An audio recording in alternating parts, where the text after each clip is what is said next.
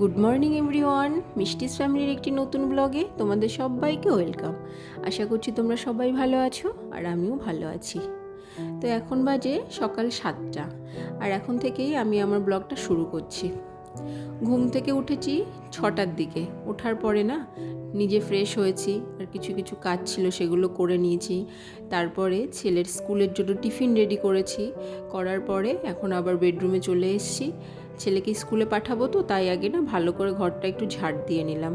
বাসি ঘরে তো ওকে স্কুলে যেতে দিই না। এরপর ছেলেকে ঘুম থেকে তুলবো আর ওকে খাওয়াবো, স্কুলের ইউনিফর্ম পরে রেডি করাবো, তারপরে ওকে নিয়ে আমি বেরিয়ে পড়বো। এত সকাল সকাল না খুব বেশি একটা খেতে চায় না, সামান্য পরিমাণেই খায়। আবার খালি পেটেও পাঠানো যায় না স্কুলে। আমি নিজে আগে রেডি হয়ে নিই, তারপরে ওকে রেডি করাই। এতটা তাড়া থাকে না, 7:45 মধ্যে বেরোতে হবে। তাই এই অল্প সময়ের মধ্যে নিজে রেডি হওয়া, আবার ওকে রেডি করানো, ও তো নিজে খেতেও পারে না, খাইয়ে দিতে হয়। খুবই বিরক্তকর এই টাইমটায়, একদম ঘুম ভাঙতে চায় না। ওই জন্য অনেকটা জোর করেই না সব কিছু করাতে হয়। আর রিসেন্টলি না খুব লোডশেডিং হচ্ছে। ছেলেকে ঘুম থেকে তোলার পর ওকে যখন রেডি করাচ্ছি, হঠাৎ করে কারেন্টটা চলে গেল। আর গরমটা, বৃষ্টি শেষ হয়ে গেছে, এখন গরমটা আবার ভালোই পড়তে শুরু করেছে। তাই ওর ব্যাটারি ফ্যানটা চালিয়ে তারপরে ওকে রেডি করলাম। আগে নিজের রেডি হতে, মানে আমি যখন কোথাও বেরোতাম তখন কতটা টাইম, মানে আধা ঘন্টা টাইমও যেন আমার কাছে কম মনে হতো রেডি হওয়ার জন্য। কিন্তু এখন দেখো, আধা ঘন্টার মধ্যে নিজে রেডি হচ্ছি, ছেলেকে রেডি করছি, তারপরে কত তাড়াতাড়ি সব কিছু গুছিয়ে নিয়ে বেরোতে পারছি। আসলে না সব কিছু অভ্যাসের ব্যাপার। বাড়ি ফিরে এসেছি ছেলেকে স্কুলে ছেড়ে দিয়ে। এখন বারান্দায় না কিছু জামা কাপড় ছিল, কালকের ভেজা জামা কাপড়গুলো, ওগুলো এখন শুকিয়ে গেছে। ওগুলো এখন তুলে নেব। কেননা যাওয়ার সময় শুধু ঘরটাই ঝাড় দিয়েছি, সময়টা খুব কম থাকে, তো ওই জন্য ঘর বারান্দা অন্য সব কিছু ঝাড় দেওয়া সম্ভব হয় না। তাই এখন জামাটা তুলে নেব, তারপরে বারান্দা টারান্দার অন্য অন্য ঘরগুলো ভালো করে ঝাড় দিয়ে নেব। সকালে ঘুম থেকে ওঠার পরে এই কাজগুলো না, এই যে ঘর ঝাড় দেওয়া, বিছানা গোছানো, তারপর এটা সেটা এত কাজ থাকে যে কি বলবো, আসলে কাজের না শেষ নেই। আমার শাশুড়ি মা বলেন, তুমি যদি কাজ করো দেখবে সারাদিন কাজ করেও না শেষ করতে পারবে না। আর যদি মনে করি যে না কোনো কাজ করবে না, বসে থাকো, তাহলে দেখবে কোনো কাজই নেই, মনে হবে ঠিক আছে হোক না, কাজই নেই, বসে আছি, এটা হবে পরে করব, এরকম করে চলবে। কিন্তু সেরকম করে চললে তো আর সংসারটা, বলে না সংসার না অসার। কিন্তু কি বলো তো, নিজের সংসার, সেজন্য সেটাকে তো আর ফেলে রাখলে চলবে না, সুন্দর করে গুছিয়ে গেছে সব কিছু সুন্দর করে রাখতে হবে।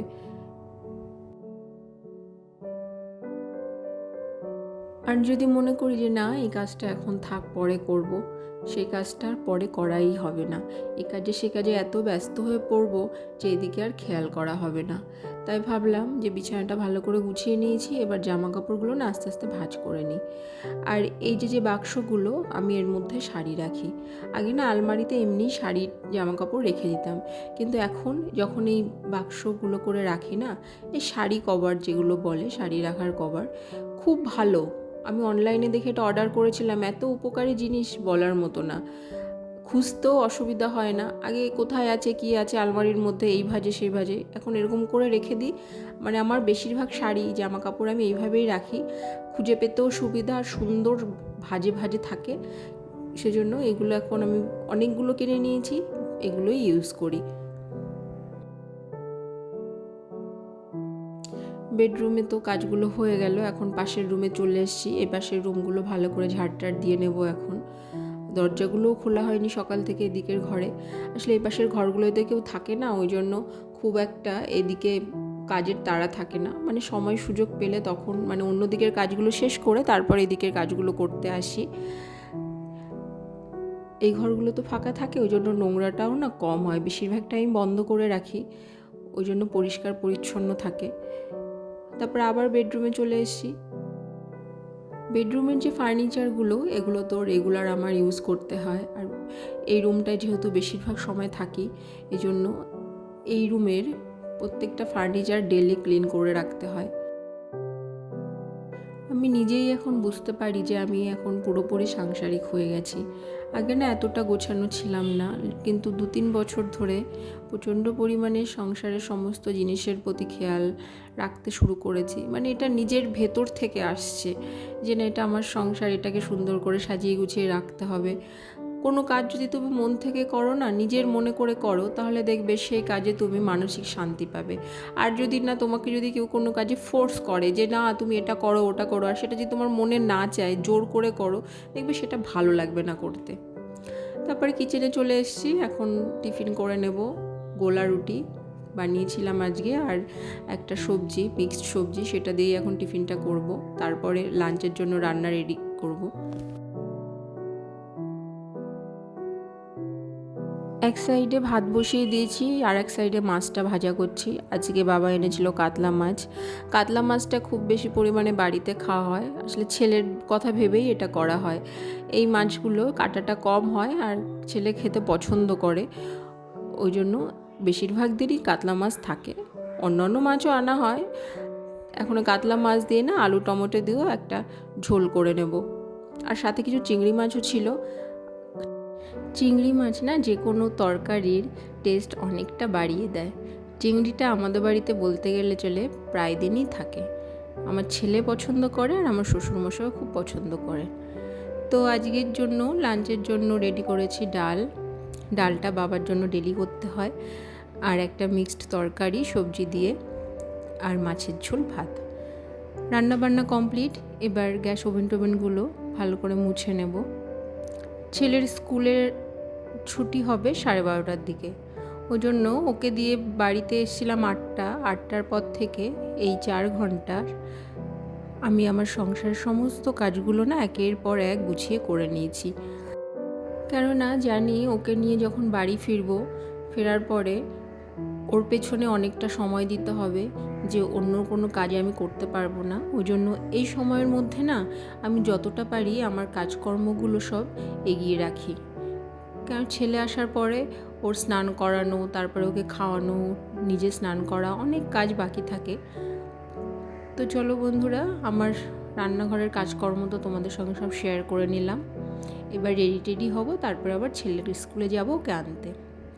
ছেলেকে স্কুল থেকে নিয়ে বাড়ি চলে এসেছি। দেখো, ও যখন স্কুল গেছিলো তখন একবার লোডশেডিং হয়েছে, আবার ও যখন বাড়ি ফিরে এসছে তখনও লোডশেডিং। আর গরমটা এত, কি বলবো, বলার মতো না। কদিন বৃষ্টি হওয়ার পর ভাবলাম যে না, এবার মনে হয় গরমটা একটু কমবে, কিন্তু না, সে একই অবস্থায় আবার ফিরে আসছে। এরপর বাবুকে স্নান টান করিয়ে দিয়েছি, ওকে জামা কাপড় ভালো করে পরিয়ে দেবো, তারপরে আমি স্নান করতে যাব। এই সময়টাও একা একা খেলা করে। আমি স্নান করে চলে এসেছি। আজকে না সকালের দিকে রোদ দেখলাম, আবার যখন স্নান করলাম তারপরে দেখছি যে আকাশটা মেঘলা করে এসছে। ওই জন্য ছাদে আর জামা কাপড় মেলতে যায়নি। আর বেশি জামা কাপড় ছিল না, রোজকার যে রেগুলার যে জামা কাপড়গুলো সেগুলোই ছিল। আজকে কাছাকাছি কিছু করিনি, ওই জন্য বারান্দাতেই না জামা কাপড়গুলো মেলে দিয়েছি। হাওয়া আছে, রোদ না থাকলেও হাওয়া আছে, হাওয়াতে অনেকটা শুকিয়ে যাবে। এখন একটু নিজের জন্য সময় দেব। আগে অনেকটা টাইম নিজের জন্য পেতাম রূপচর্চা করার জন্য, কিন্তু এখন সত্যি হয়ে ওঠে না। তাও যেটুকু পারি চেষ্টা করি। আর আমি প্রতিদিন না এই সিরামটা ইউজ করি। আমি মুখে অন্য কোনো বেশি ইউজ করি না, সেন্সিটিভ স্কিন প্রবলেম হয়ে যায়, তাই সিরামটা আমি ইউজ করতে ভালোবাসি। আর আমার খুব স্যুটও করে আমার ফেসের জন্য। আজ আমার একটু লেট হয়ে গেছিলো, তাই মা পুজোটা দিয়ে দিয়েছে। মার পুজো টুজো করা হয়ে গেছে, আর আমি এসি ঠাকুর ঘরে একটু ঠাকুর প্রণাম করতে।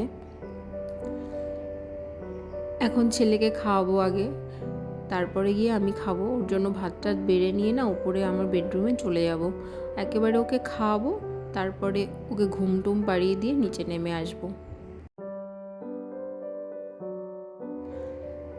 সকালে একটুখানি খেয়ে বেরিয়েছিল, টিফিন দিয়েছিলাম, সেটাও শেষ করেনি।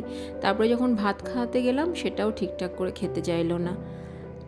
ওকে ঘুম পাড়িয়ে দিয়েছি, এখন ওকে ভালো করে ওর পাশে বালিশ দিয়ে দেবো। বড় হয়ে গেছে অনেকটাই, কিন্তু এখনও বেডের মধ্যে না ঘুমের মধ্যে ঘুরতে থাকে, ভয় লাগে যদি বেড থেকে পড়ে যায়। আবার কিচেনে চলে এসেছি সন্ধ্যাবেলায় যে চাটা খাওয়া হয় তার জন্য। সকালে তো অনেক দিন ধরে এই চাটা বন্ধ করে দিয়েছি গরম পড়ার পর থেকে, কিন্তু সন্ধ্যাবেলার চাটা না বন্ধ করতে পারিনি। এনার্জি আসে না সন্ধ্যাবেলায় যদি চাটা না খাই।